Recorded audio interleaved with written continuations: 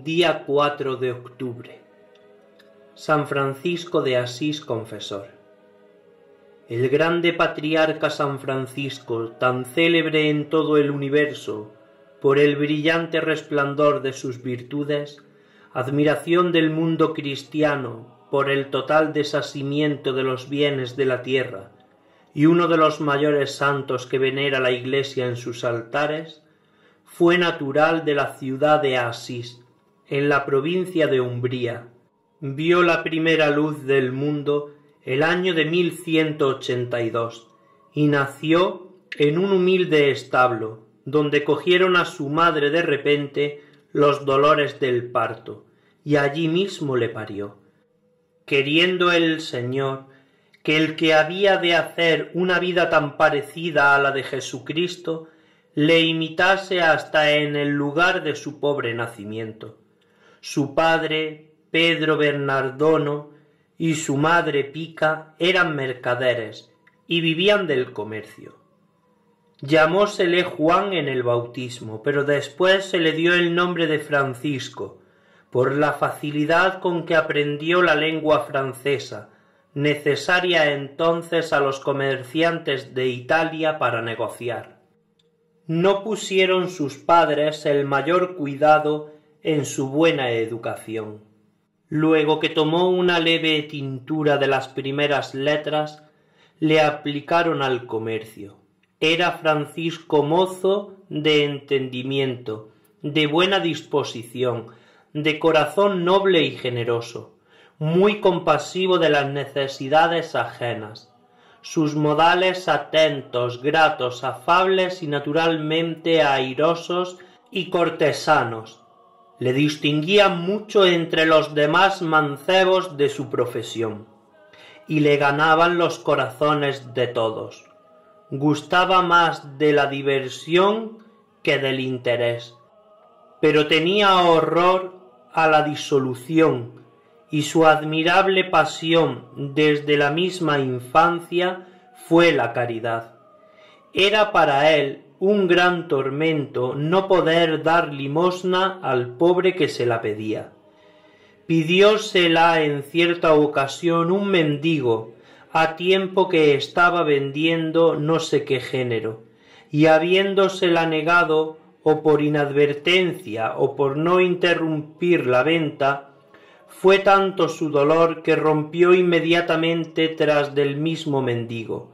Dióle todo el dinero que llevaba consigo y prometió a Dios no negar limosna en adelante a pobre alguno que se la pidiese. No eran para él ni el ruido de los negocios, ni la negociación, ni el aire de un mostrador. Eran muy diferentes los intereses del Señor, pero la disipación de Francisco no le permitía comprender estos misterios, hasta que un suceso de poco gusto le hizo entrar algo más dentro de sí mismo. En cierta diferencia que los vecinos de Asís tuvieron con los de Perusia, fue Francisco uno de los más acalorados en la defensa de sus derechos. Tomaron unos y otros las armas, vinieron a las manos, y aunque Francisco se señaló mucho por su valor, fue hecho prisionero, y como tal estuvo un año en Perusia. Este retiro comenzó a disgustarle del mundo, pero no le convirtió. Luego que logró su libertad se vio acometido de una larga y molesta enfermedad, que ni por eso le hizo más devoto. Cuando convaleció de ella, se mandó hacer un vestido rico y muy de moda. El mismo día que le estrenó se encontró con un hombre muy conocido, pero muy pobre, cubierto de unos indecentes andrajos. Dióle su vestido nuevo, y él se acomodó con sus trapos. La noche siguiente le pareció ver en sueños un magnífico palacio, lleno de todo de armas resplandecientes y bruñidas, pero todas marcadas con la señal de la cruz. Despertó y se persuadió sin la menor duda a que la providencia le destinaba para ser un gran capitán. Con esta idea se le exaltó más aquella gran pasión que tenía por la gloria. Partió inmediatamente a la Pulla y ofreció sus puños y su valor a Gautier, conde de Brienne, que auxiliado de Felipe Augusto, rey de Francia, mandaba en aquella provincia un numeroso ejército contra los enemigos de su casa. Pero presto le volvió a llamar a Asís otro ministerio, otro misterioso sueño, en que el Señor le dio a entender no quería sirviese a otro amo que a él. Comprendió entonces que la milicia a que le llamaba el superior destino era eternamente espiritual, que él mismo y sus pasiones eran los enemigos que debía combatir. Restituido, pues, a Asís, dejó el comercio y sólo trató de conocer la voluntad de Dios para dedicarse a lo que su majestad quería de él. Saliendo un día a pasearse a caballo por el contorno de Asís, encontró a un pobre leproso, que al principio le llenó de asco y horror, pero reflexionando en el mismo punto, que para seguir a Jesucristo era menester dar principio, venciéndose a sí mismo, sin más deliberar, se apea intrépidamente del caballo, acércase al leproso, abrázale, bésale, dale todo el dinero que llevaba, vuelve a montar y quedó gustosamente admirado y sorprendido cuando ni allí ni en toda la campiña vio al leproso, ni descubrió a otra persona alguna. Enterneciéndole mucho este suceso, y desde entonces resolvió no pensar en otra cosa que encaminar a la perfección, no hallando ya gusto en nada sino en la oración, en el retiro y en la soledad. Deshacíase un día en lágrimas acordándose de sus culpas pasadas, y se le apareció Jesucristo crucificado, como a punto de expirar. Enternecióle mucho más este espectáculo, y fue tanta la impresión que hizo en su alma, que en el resto de su vida no acertaba a hablar de la pasión de Jesucristo sino con sollozos, con gemidos y con un copioso llanto. Pero no fue este solo el efecto que produjo en su corazón aquel divino objeto. Apoderóse tan violentamente de él un ardentísimo deseo de imitar la pobreza y los trabajos de Cristo, que ya no encontraba gusto sino en estar con los leprosos y con los pobres. Hizo un viaje a Roma para visitar el sepulcro de los santos apóstoles. Al salir de la iglesia encontró a la puerta una tropa de pobres que estaban pidiendo limosna a los devotos. Repartió entre ellos todo el dinero que llevaba, dio su vestido a uno que estaba medio desnudo, cubrióse él con sus asquerosos harapos, y mezclándose entre los demás mendigos pasó con ellos todo aquel día. Era Francisco naturalmente presumido y aseado, gustando mucho no sólo de la limpieza, sino de la magnificencia en el vestido. Pero aquella noble victoria extinguió enteramente en él una y otra pasión, de manera que parecía haber nacido en él la humildad y el abatimiento, siendo desde aquel punto la pobreza su virtud favorecida. Poco después que se restituyó a Asís, haciendo oración en la iglesia de San Damián, distante como 400 pasos de la ciudad, que estaba amenazando ruinas, oyó una voz como que salía de un crucifijo, que le mandaba reparase aquella iglesia. Parecióle que era la voz del mismo Jesucristo. Resolvió obedecerla ciegamente. vuélvese a su casa, toma muchas piezas de paño, parte a Foligno, véndelas todas, y también el caballo que las llevaba, vuélvese a Asís, pero se va en derechura a la casa del capellán que cuidaba de la iglesia de San Damián. Ruégale que le hospede en ella, y entregándole todo el dinero de los géneros que había vendido para que se reparase aquella iglesia. El capellán convino gustoso en hospedarle en su casa, pero no hubo forma de admitir el dinero que le ofrecía, por no tener cuestiones ni pleitos con su padre. Y Francisco puso el dinero sobre una ventana. Estuvo algunos días en compañía del buen capellán, empleándolos en ayunos, en vigilias, en disciplinas y en oración, hasta que al cabo de ellos vio venir a su padre ciego de cólera y gritando que su hijo le había robado. Escapóse el santo por evitar aquellos primeros ímpetus y por algunos días estuvo escondido en una cueva, pero acusando después su cobardía, salió de aquel retiro determinado a sufrir todo lo que se le ofreciese. Déjase ver en las calles de Asís totalmente desfigurado y asqueroso. Creen todos que ha perdido el juicio, y en un instante se ve perseguido de la gritería y de los silbidos de los muchachos. Acudió su padre al ruido y a la algazara.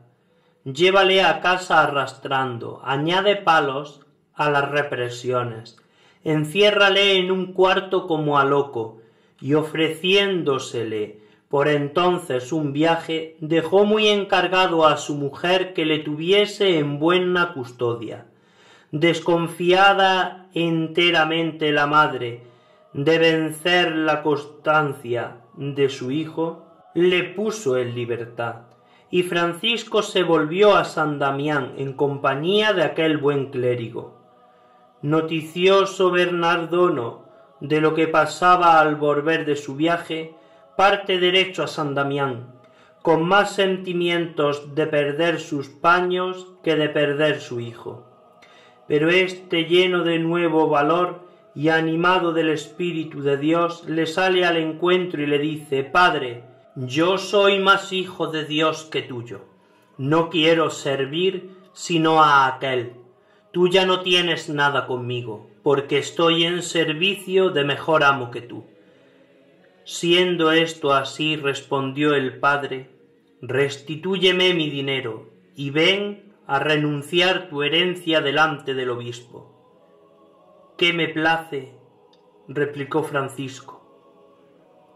Y luego que se vio en presencia del obispo, sin dar lugar a que su padre hablase palabra, se despojó de todos sus vestidos, quedándose solo en un cilicio ancho que le mortificaba y le cubría.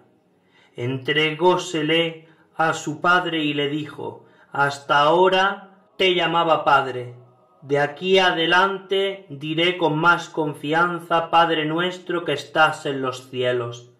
Asombrado y enternecido el obispo a vista de tan generoso despojo, le abrazó y le cubrió con su ropa, hasta que se halló con el capisayo de un pastor, con el cual le abrigó, y dándole su bendición, le despidió y le envió a su ermita.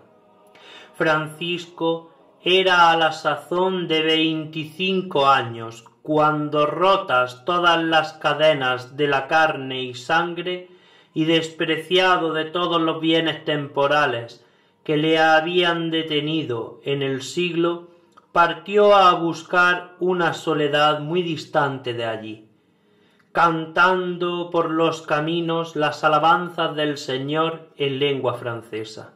Encontróse en un bosque con unos ladrones, regaláronle con muchos palos y le arrojaron en un hoyo lleno de nieve. El grandísimo consuelo que tuvo en padecer alguna cosa por amor a Jesucristo le desquitó con ventajas de los malos tratamientos, y el santo contaba después este suceso como una de las buenas fortunas que había tenido en su vida. Llegando a Agubio, le conoció un amigo suyo, hospedóle en su casa y le vistió con una pobre túnica. Creciendo cada día más y más su amor a Jesucristo, se puso a servir a los leprosos en el hospital, y conociendo que volvía a retoñar el asco y la repugnancia, se arrojó sobre el pobre que le causaba más horror, abrazóle, besóle, y en el mismo punto el leproso quedó enteramente sano. Pero acordándose que Jesucristo le había mandado reparar la iglesia de San Damián, se volvió a Asís, pidió limosna para repararla, y se salió con ello. Él mismo trabajaba con los peones y albañiles, de manera que en breve tiempo se vio la iglesia reedificada, cuyo suceso le animó a emprender también la reedificación de la iglesia de San Pedro, e igualmente se salió con este intento. Estaba abandonada y casi enteramente arruinada la iglesia de Nuestra Señora de los Ángeles, por otro nombre la Porciúncula, llamada así porque era una porcioncilla de cierta posesión que tenían allí los monjes benedictinos. Inspiróle el deseo de repararla, el tierno amor y la extraordinaria devoción que profesaba Francisco a la Santísima Virgen. Consiguiólo a expensas de la limosna y de su trabajo. Esta iglesia, distante 600 pasos de Asís, fue donde el santo recibió después tan grandes favores del cielo, y fue también como la cuna de su seráfica religión.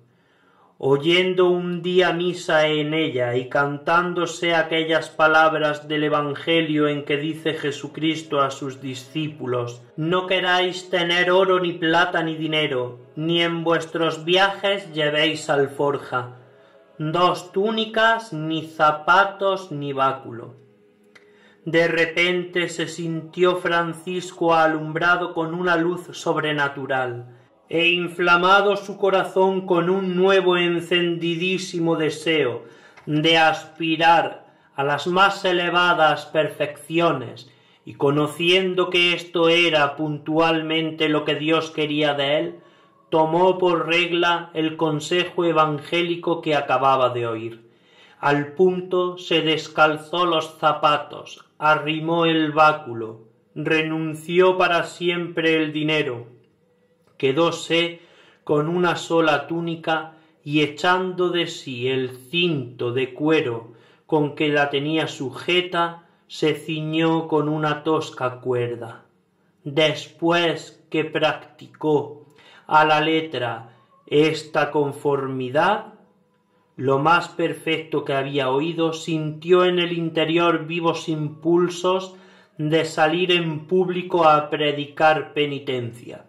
Como el ejemplo acompañaba a las palabras, no es posible contar el número sin número de conversiones que hizo luego que comenzó a predicar. Quedaban todos atónitos y ninguno le podía oír sin convertirse. Sus sermones eran sencillos pero sólidos y eficaces. Algunos, no contentos con oírle, le quisieron imitar, y dejando todo cuanto tenían, se pusieron bajo su dirección y gobierno. El primero fue un ciudadano de Asís llamado Bernardo de Quintabal, el segundo un canónigo de la misma catedral, por nombre Pedro de Catania, y el tercero fue el beato Fray Gil, a quien el santo escogió por compañero. Luego que Francisco se fió con estos 3 discípulos, determinó formar de ellos una como congregación para ir por todas las partes predicando penitencia. Creció presto hasta 7 el número de sus compañeros y en breve tiempo llegó al número de 12. Entonces tomaba la bendición y recibida la misión del obispo, aquellos nuevos apóstoles se esparcieron por todas partes predicando penitencia.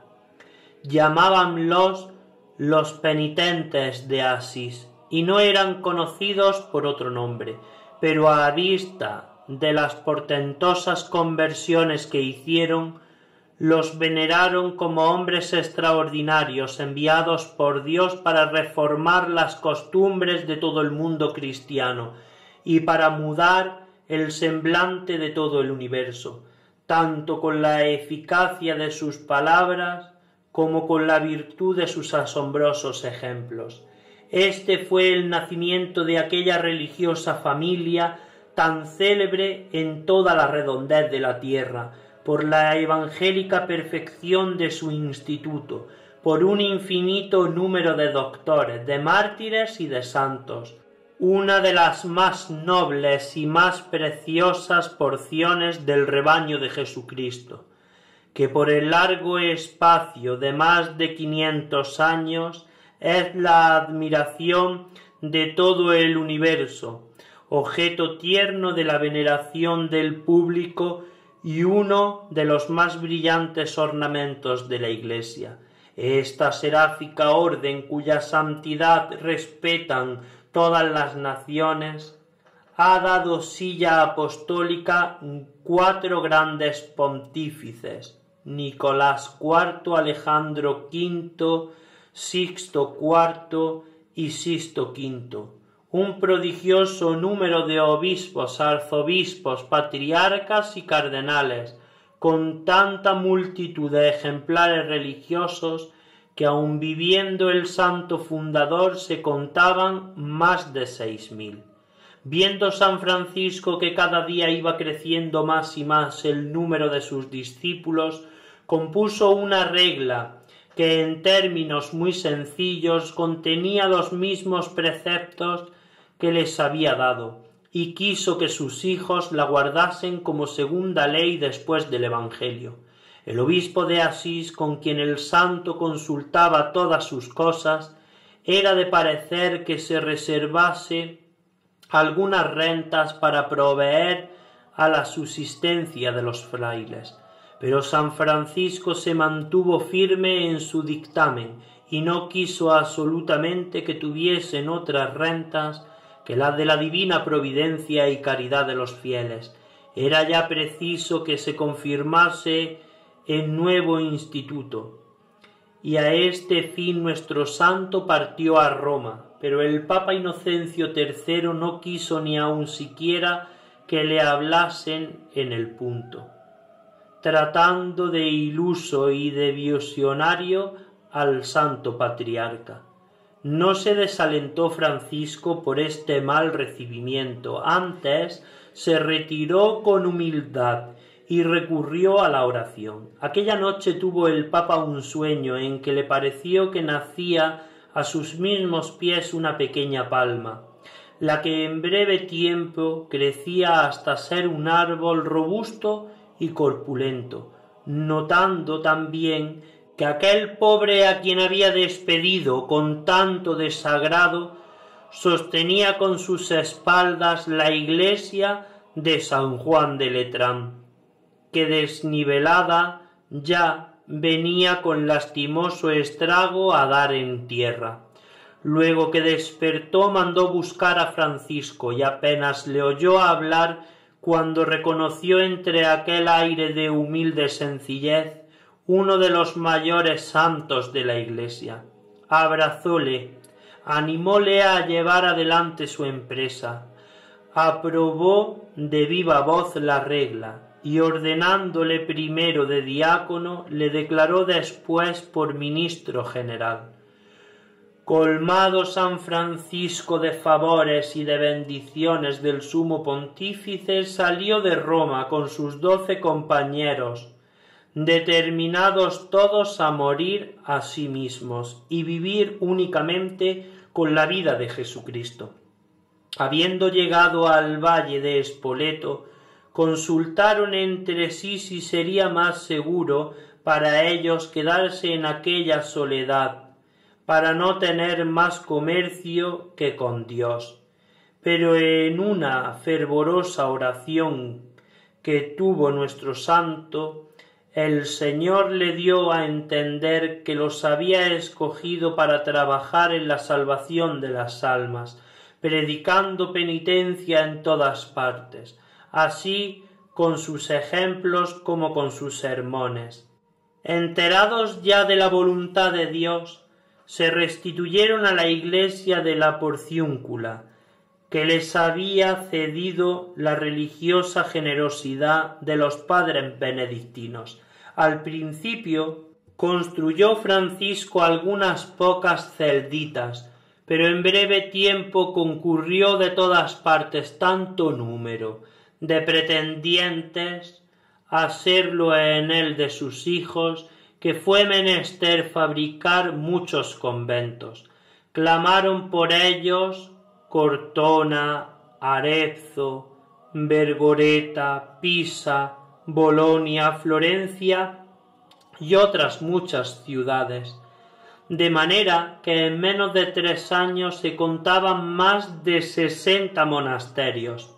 No fue el menor de los milagros de San Francisco esta propagación tan prodigiosa y tan pronta de su religiosa familia, pero uno de los mayores milagros que se han visto en la Iglesia de Dios fue la misma vida de este portentoso santo. Ninguno de cuantos veneran los altares le hizo ventaja en la mortificación. Su ayuno era continuo, sin que jamás se dispensase en él por sus excesivos trabajos. Casi nunca comía cosa cocida, y siempre negó a sus sentidos todo aquello que los podía halagar. Si en lo que le daban de limosna encontraba algún gusto particular, por mínimo que fuese, que lisonjease el apetito, luego lo sazonaba con ceniza.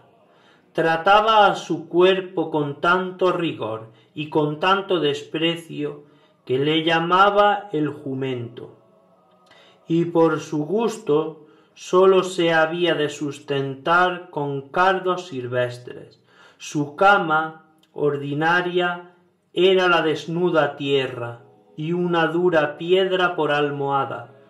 Su hábito en todos tiempos era una sola túnica, sin arrimarse nunca a la lumbre en los más rigores del invierno, supliendo la falta de fuego material el del divino amor que le abrasaba, pareciéndole que no le podía reconocer Jesucristo por discípulo suyo si no crucificaba su carne y la maceraba con extraordinario rigor. Siendo muy blando y muy compasivo con sus hijos, sólo era severo consigo. Ni en su celo se advirtió jamás el menor asomo de amargura, después de haber empleado el día en predicar, en servir a los enfermos y en todo género de obras de misericordia y ejercicios de caridad, pasaba la mayor parte de la noche a los pies de un crucifijo y delante del Santísimo Sacramento, deshaciéndose en lágrimas. No sólo se mostraba un serafín todo abrasado de fuego en las frecuentes raptos que padecía, visitándole en ellos Jesucristo y la Santísima Virgen, sino que todas sus oraciones eran unos éxtasis continuos. Su semblante estaba siempre inflamado con aquel fuego divino que le abrasaba día y noche. Por eso le llamaban el serafín humano, y por eso se dio el nombre de seráfica a su sagrada religión. Pero lo que daba mayor relieve a su elevadísima virtud era su profundísima humildad. No hubo en el mundo hombre puro más humilde que este gran santo. En medio de tan extraordinarios favores del cielo, no creía hubiese en toda la tierra mayor pecador que él. hallándose tan iluminado con aquellas divinas ilustraciones, con aquellas luces sobrenaturales que recibía en su íntima comunicación con Dios, en fuerza de las cuales había logrado aquel comprensivo conocimiento de la religión, que sólo Dios puede comunicar a un alma querida y privilegiada. Francisco nunca salió de su primera simplicidad y, penetrado íntimamente de su nada, se tenía por más despreciable que el más vil gusano de la tierra. Nunca se pudo resolver a ordenarse de sacerdote, y por este mismo espíritu de humildad dio a su orden el nombre de la religión de los frailes menores. En fin, resplandecían tanto en todo el mundo las virtudes de San Francisco, era tan admirada su eminente santidad, que lo menos que asombraba a todos, tanto a los grandes como al pueblo, eran sus estupendos milagros. Por eso nunca se dejaba ver en público, que todo el auditorio no se deshiciese en lágrimas, sin que hubiese sermón ni aun conversación particular, a que no se siguiesen ruidosas y admirables conversiones.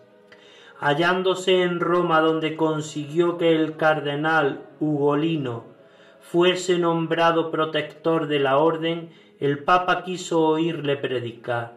Fue muy brillante y muy autorizado el auditorio, pero mucho más maravilloso fue el fruto de su predicación.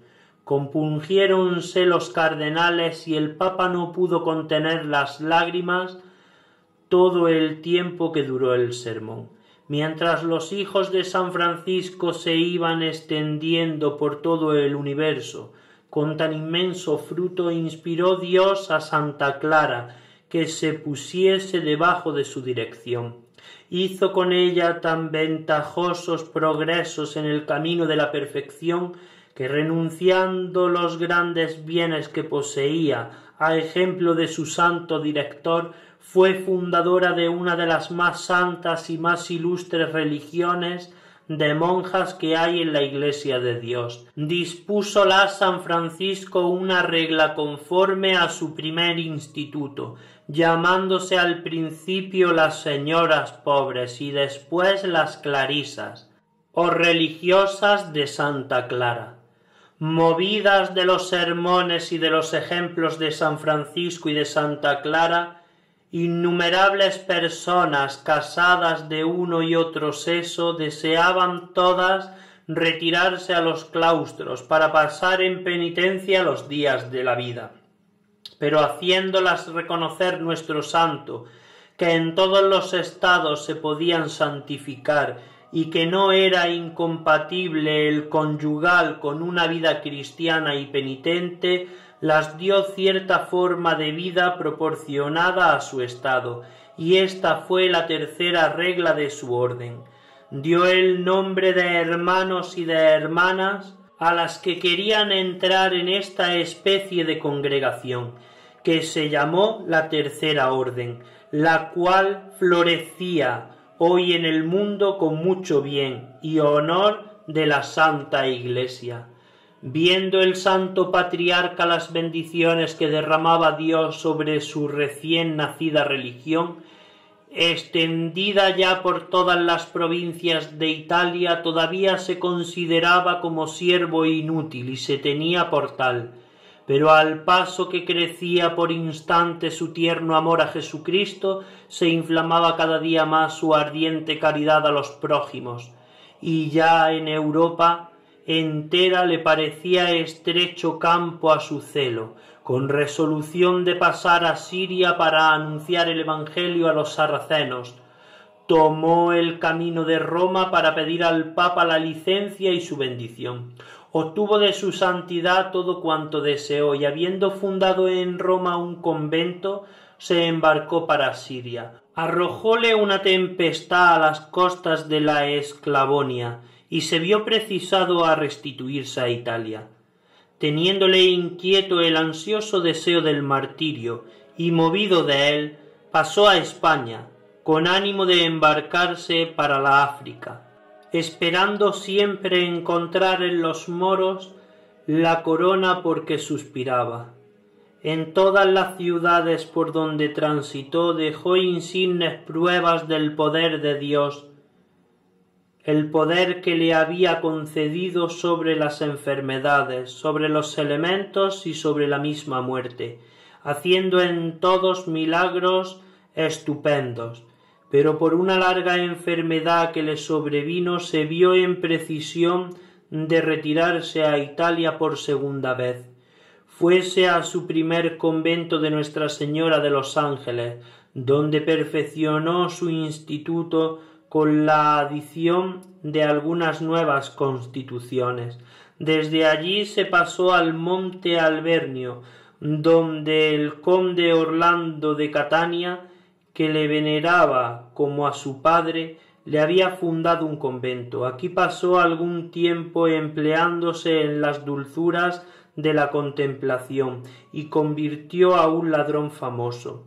De Alvernia se fue al valle de Fabiano, otra soledad que también era muy de su gusto, y desde ella envió a sus frailes a las misiones de Francia, de Inglaterra y de Alemania, donde en breve tiempo vio apresurarse todas las ciudades por tener religiosos de San Francisco y por fundarles monasterios. Habiendo muerto Inocencio III después del Concilio General de Letrán, nuestro santo pasó a Roma para obtener de su sucesor Honorio III la confirmación de su orden. Recibióle el nuevo pontífice con toda la ternura y con toda la veneración que merecía tan ilustre santidad. Confirmó la orden con una bula y le concedió grandes y singulares privilegios. Con ocasión de este viaje a Roma se conocieron por la primera vez Santo Domingo y San Francisco, y estrecharon aquella santa hermandad que los santos patriarcas comunicaron a sus hijos en tanto bien y provecho de la Iglesia.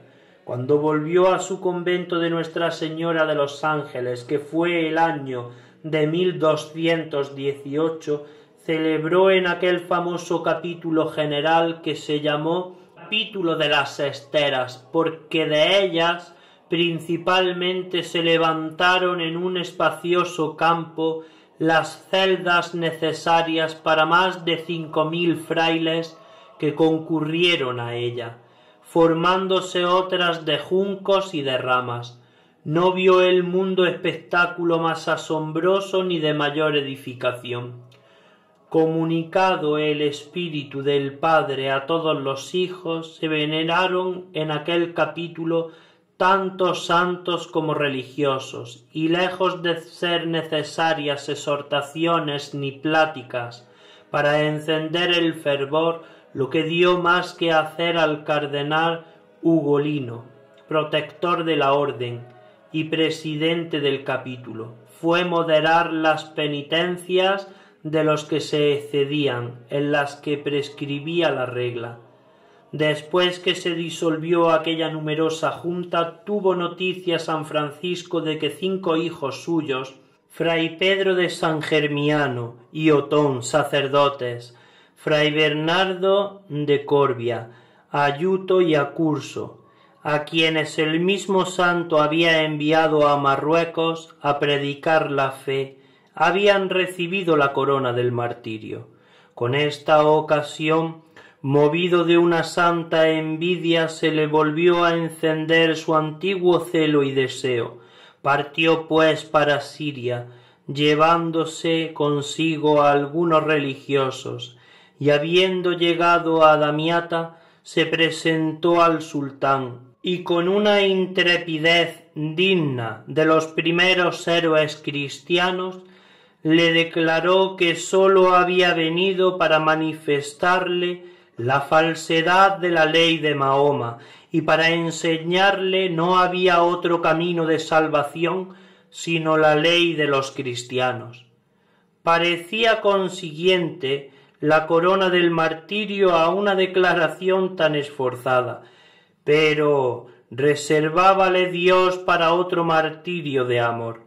Asombrado el sultán de la santidad de Francisco, enamorado de su conversión y mucho más de la generosidad con que se negó a recibir los ricos presentes que le ofrecía, le colmó de honras y le despidió rogándole que le encomendase a Dios, pidiéndole que le alumbrase, y desconfiado el santo de derramar su sangre por la fe, se volvió a embarcar para restituirse a Italia.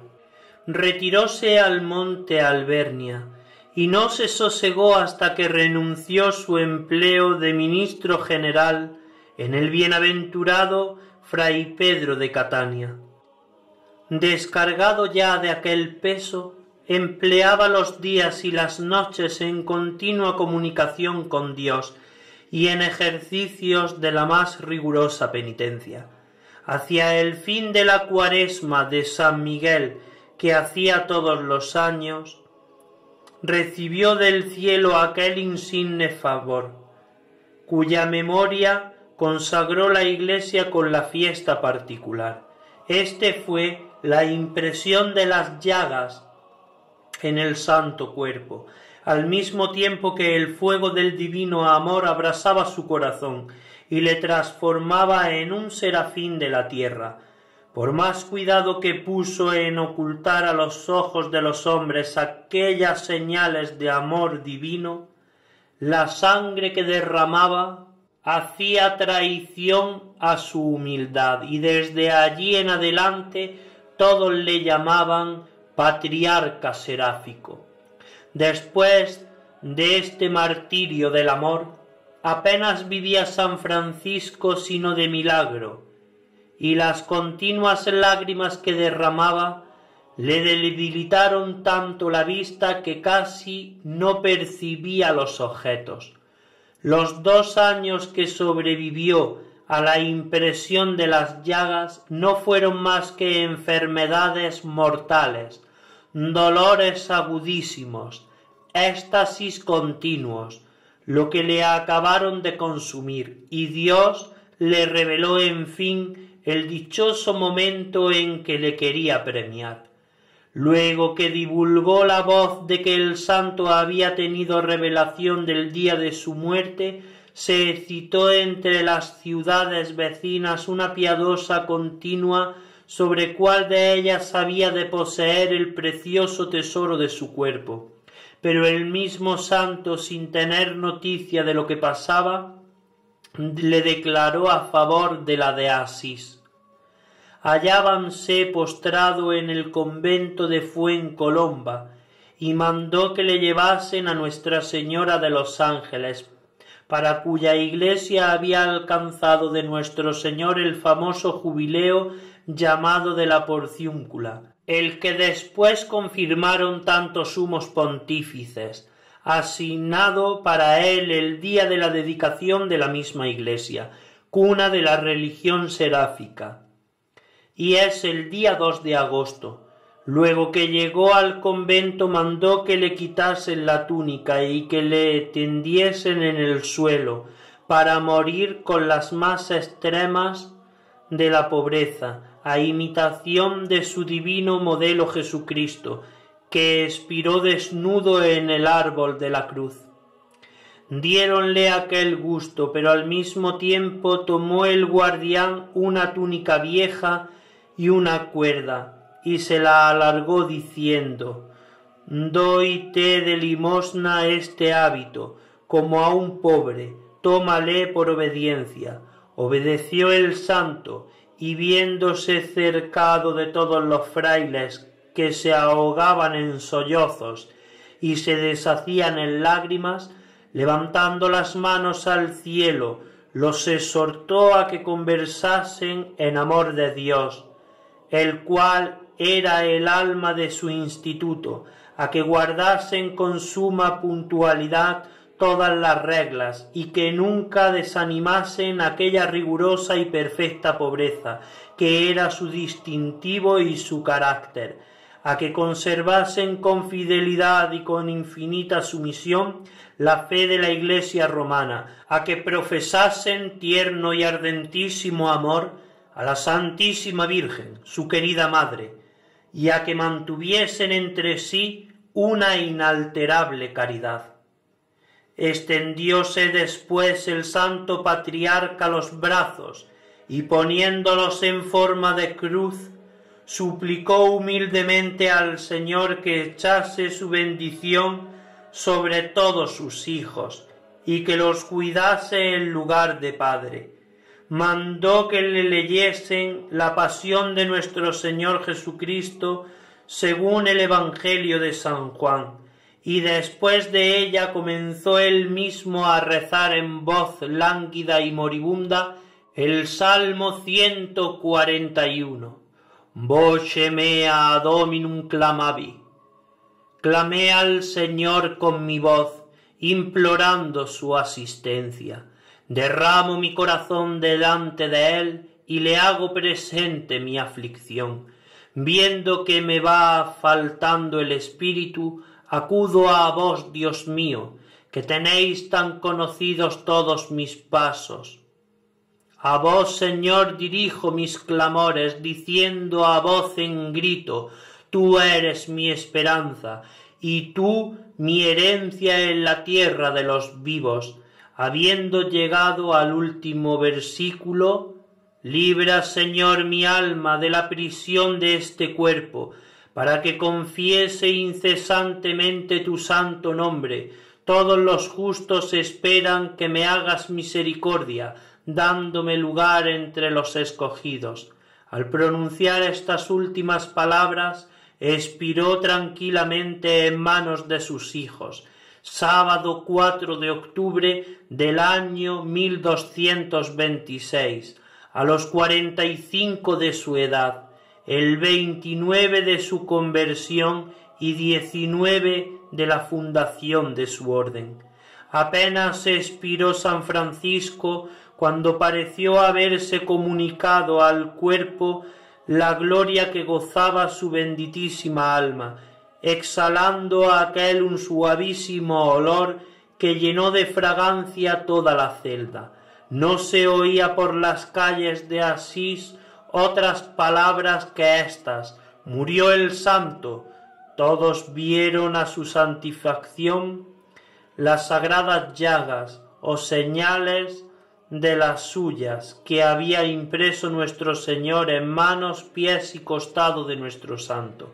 Fue llevado el santo cuerpo primero al convento de San Damián, que era el de Santa Clara, para satisfacer su devoción y la de sus hijas, y de allí fue conducido como un triunfo a la iglesia de San Jorge, donde había sido bautizado y donde se le dio sepultura. En vista del prodigioso número de milagros que obró Dios en ella, el Papa Gregorio IX, antes cardenal ugolino, grande amigo del santo y testigo ocular de su eminente santidad, le canonizó 2 años después, el de 1228, el día 19 de julio, con extraordinaria solemnidad en la misma ciudad de Asís. Luego que se acabaron las funciones de canonización, se abrieron los cimientos de una magnífica iglesia, y el mismo Papa quiso poner el primer ladrillo, quiso poner la primera piedra, acabándose en menos de 2 años su suntuoso edificio, y el de 1230, cuando se celebraba el concilio general, fue trasladado el santo cuerpo a la nueva basílica el día 25 de mayo y colocado en una bóveda debajo del altar mayor. Encontróse el cuerpo entero y sin haberse desconado ni consumido, y se dice que se conserva de la misma manera sin corrupción, manteniéndose en pie sin ningún arrimo, con los ojos abiertos y un poco levantados al cielo, y la sangre de las llagas roja y líquida. 223 años después de la muerte, el de 1449, le vio en esta misma postura el Papa Nicolás V, acompañado de un cardenal, de un obispo, de su secretario, del guardián del convento y de 3 religiosos.